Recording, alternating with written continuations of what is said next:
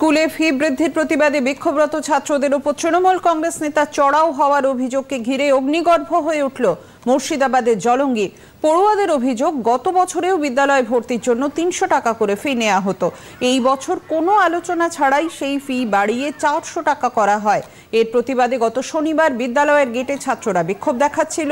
সেই সময় স্থানীয় খয়রামারি গ্রাম পঞ্চায়েতের তৃণমূল কংগ্রেস প্রধান এবং তার দলবল তাদের মারধর করে। এর প্রতিবাদে আজ আবার পড়ুয়ারা বিদ্যালয়ের গেটে তালা মেরে বিক্ষোভ দেখাতে শুরু করে। রাস্তায় টায়ার জ্বালিয়ে পথ অবরোধ করা হয়। ঘটনাস্থলে পুলিশ পৌঁছলে বিক্ষুব্ধরা পুলিশের গাড়িও ভাঙচুর করে। পরিস্থিতি নিয়ন্ত্রণে বিশাল পুলিশ বাহিনী সেখানে যায়। পরে প্রশাসনের পক্ষ থেকে পড়ুয়াদের দাবি বিবেচনার আশ্বাস দেয়া হলে বিক্ষোভ উঠে যায়।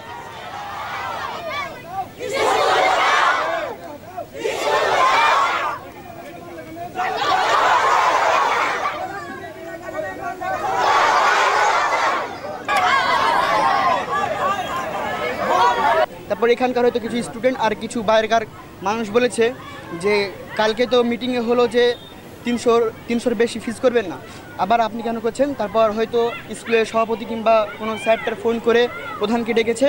প্রধান এসে কোনো কিছু বলেনি, প্রধানকে গালটাল কিচ্ছু দেয়নি। প্রধান এসে ডাইরেক্ট অনেক খারাপ গালিগালাজ করে এখানকার মানুষকে স্টুডেন্ট গায়ে ডাইরেক্ট হাত তুলেছে।